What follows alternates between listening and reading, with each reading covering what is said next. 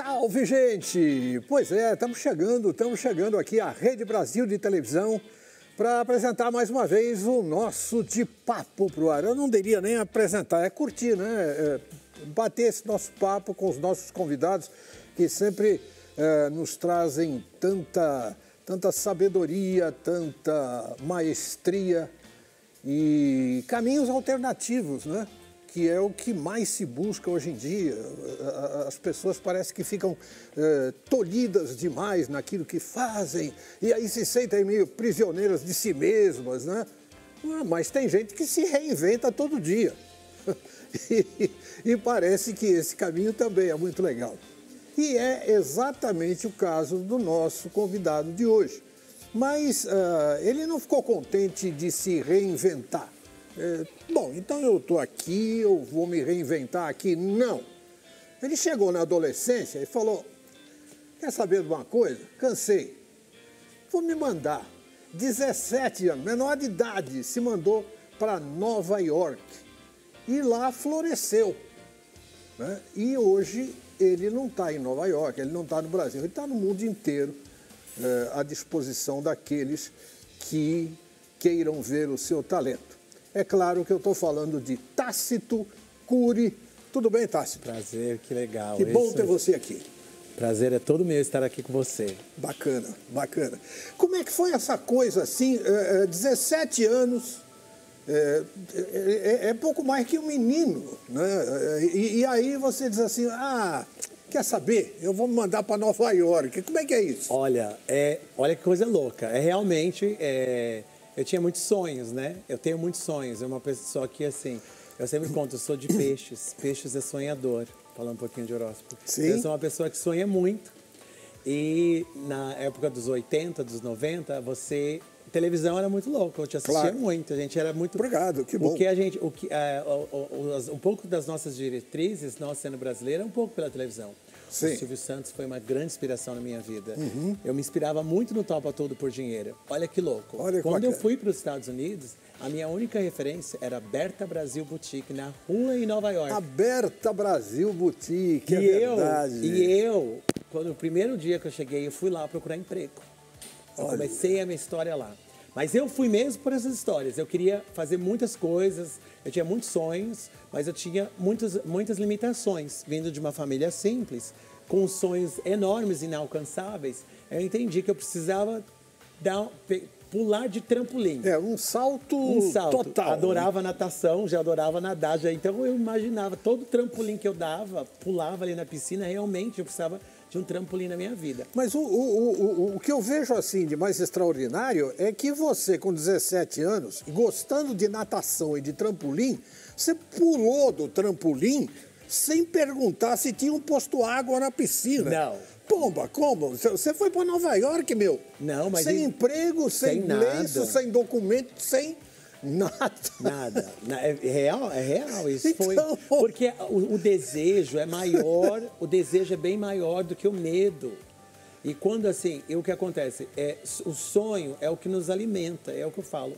A partir do momento que você deixar de sonhar, você deixa de existir. Sem dúvida. Então assim, como você fez a introdução, hoje muitos jovens, ainda mais pós-pandemia, muitas pessoas perderam o sonho. Eu acho que a gente tem que... Eu sempre falo, você tem que aprender todos os dias coisas novas, você tem que sonhar sempre. Então, assim, o medo...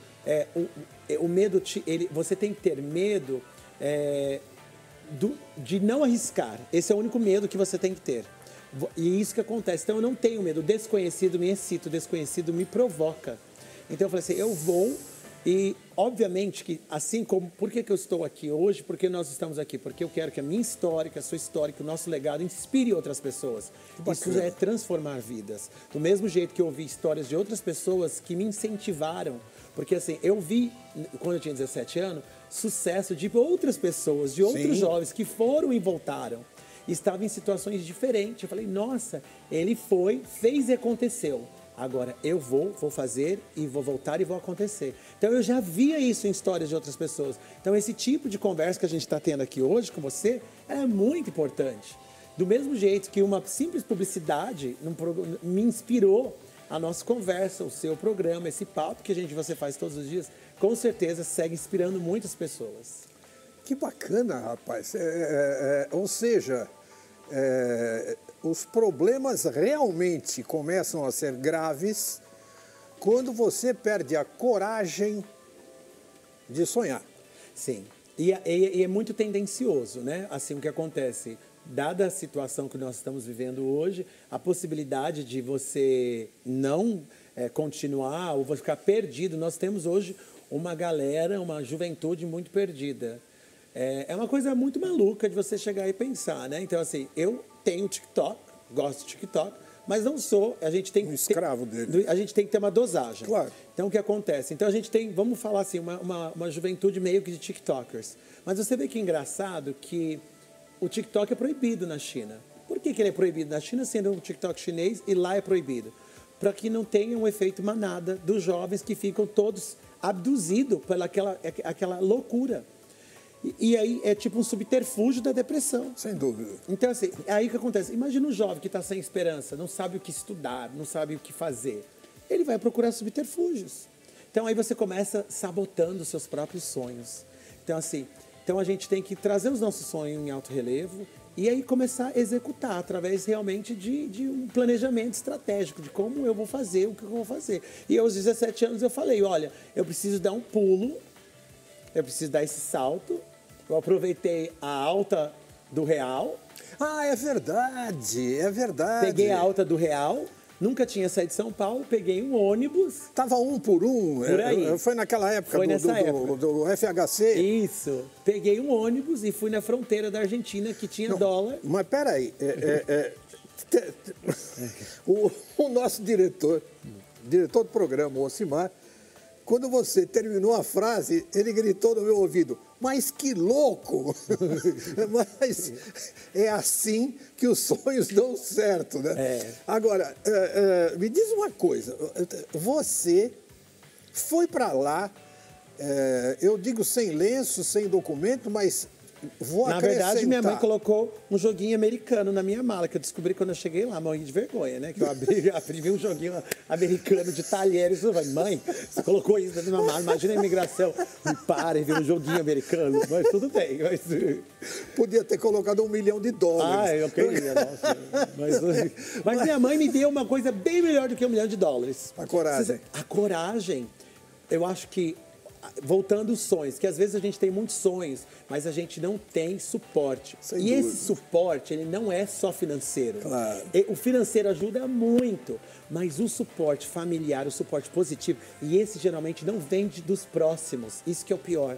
Então, assim, se eu quero fazer uma coisa, eu quero transformar, se eu quero criar, se eu quero estudar, se tem uma ideia, a primeira pessoa que vai boicotar o seu sonho são as pessoas mais próximas. Os pais.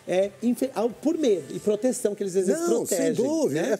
Ou irmão, ou namorado, Claro, namorado. claro. Mas minha mãe, minha mãe foi a corajosa.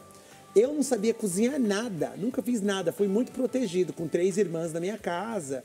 Um pai muito machista, então eu tinha tudo. Caçula. Caçula. Então, assim, agora imagine eu, que nunca nem saí para o Rio de Janeiro, pego um avião e vou sair lá na Quinta Avenida.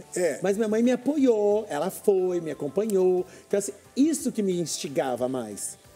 Ela não me deu $1 milhão, ela me deu $5 que ela tinha ganhado de alguém que eu usei. Você levou ela ou não? Não, fui sozinho. Sozinho? 17 anos sozinho? Sozinho.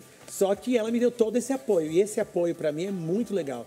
E, novamente, o que acontece hoje em dia? Às vezes a gente não tem. Para você que está me ouvindo, às vezes a gente não tem um apoio de dentro de casa.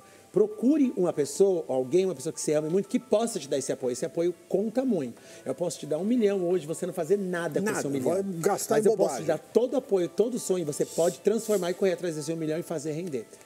É uma grande diferença. Bom, você falou sobre acreditar e fazer render. Hoje você é um nome conhecido e respeitado em várias partes do mundo. Sim. Como é que se deu essa metamorfose ao inverso de Kafka? Né? Pois é, então, o que aconteceu? Aí eu fui, assim, muito corajoso, como eu estava comentando com vocês, peguei, saí correndo, fui lá para a Argentina, troquei dinheiro, não tenho medo do desconhecido, o desconhecido me provoca, me atiça. E aí, eu estava em Nova York. Os Estados Unidos, que é um pouco diferente do Brasil, que ainda a gente está nesse processo, nessa ambiose, tem muitas oportunidades. Hoje, graças à tecnologia, nós temos muitas oportunidades. Mas a oportunidade, ela floresce muito, ela brota nos Estados Unidos, muito. Então, se você tiver muita força de vontade mesmo, meta, foco, você consegue transformar muitas coisas. Claro. Então, aí com aquele jeitinho brasileiro que a gente tem uma capacidade, um carisma, a gente sabe falar, Então, assim, eu comecei a transformar transformar isso em fortalezas para mim. E aí eu comecei a trabalhar e me dá bem, já tenho esse ar tenho esse ar meio libanês, já vem de família, de empreender, de acontecer, devido ao meu pai. E aí, depois que, obviamente, eu acredito que você deve saber que eu estava dentro do World Trade Center quando as torres caíram, e eu fiquei sem trabalho, né? O Osama Bin Laden quis me acabar, mas eu... Assim... Cara, Tácito, antes de qualquer coisa, vamos combinar. Você estava debaixo das torres gêmeas. De repente, aquele troço tomou o impacto de 2 Boeings e ruiu. Você diz assim, pois é, eu saí de lá sem trabalho. Pô, você saiu de lá respirando. Não, foi bem... Mas você saiu de lá vivo. Sei lá quantas mil pessoas não saíram. Exatamente, né? Assim, eu falo, dia 11 eu sobrevivi, dia 12 dia 12 eu descobri que um dos terroristas era meu aluno, né? Caramba! Que assim, eu que trouxe o terrorista para os Estados Unidos, digamos assim. E no dia 13 eu perdi o trabalho. Aí no dia 15... Que semana maravilhosa! Foi uma semana inteira. Aí no outro dia eu comecei a empreender, porque eu não tinha opção. Então assim, respondendo a sua pergunta, claro. Eu tenho que dar um pouquinho dessa introdução, eu comecei a empreender, raiz, eu não tinha outra opção, eu não tinha, voltar não era uma opção, desistir não era uma opção, por mais que era uma situação muito delicada, muito difícil, tudo que estava acontecendo nos Estados Unidos, mas aí como eu já tinha muita expertise na história da educação internacional, da viagem, do turismo e etc. Aí eu não tinha opção, eu montei minha primeira escola, né? Aí eu montei essa minha primeira escola e no bairro latino, porque eu gosto muito de falar línguas, eu acredito que a gente tem que empreender onde tem necessidade. Não adianta você querer vender ou oferecer serviços ou produto em lugar que não tem necessidade. Claro, então claro. Eu comecei a procurar nos bairros de periferia, que é onde as pessoas não falavam inglês. Então eu comecei a desenvolver essas escolas de aprendizado de inglês. E isso começou a crescer. Olha só. E tomar uma amplitude que eu tinha já algumas unidades na costa leste dos Estados Unidos. E eu tinha 21 anos de idade. Eu estava começando a minha faculdade. E aí eu juntei, porque o que aconteceu? Eu fui para os Estados Unidos com 3 grandes metas. Eu fui para estudar artes cênicas, que eu ainda não podia fazer um curso aqui, nem tinha condições. Eu queria muito estudar inglês, né? E eu queria comprar um carro, porque a locomoção é muito importante, né, a gente ter. Então eu fui com essas metas. Aí eu pegava essas habilidades que eu aprendia do teatro, da televisão, e passava para a sala de aula. Então, a minha aula, dar aula de inglês, a transposição da comunicação, era quase um edutreinamento, uma educação com entretenimento. Então eu me destacava muito. Então eu tinha muitos alunos, aí ia crescendo. E aí eu comecei a me desenvolver muito bem nisso. Fantástico. E foi por isso, e isso é um resultado de alguns anos. Por isso que hoje eu tenho esse meu projeto que eu faço em vários países. Eu não consegui vir aqui antes porque eu estava no Oriente Médio. Eu estava fazendo um trabalho no Oriente Médio. Puxa vida, que bom que você veio rápido, porque senão era capaz de atrasar o programa. Ele estava apenas no Oriente Médio, estava discutindo a paz mundial, inclusive. Mas ele deu um jeito e eu fico... Desculpe a brincadeira. Não, claro. Gente, eu tenho que ir para o intervalo agora, mas, por favor, vocês não saiam daí, porque ainda está para vir muito chumbo. A gente está só na introdução do que esse cara, o Tácito Cury, fez da vida dele e da vida daqueles que acreditam na coragem e na vontade de empreender dele. Aguenta um bocadinho aí, é lá e cá.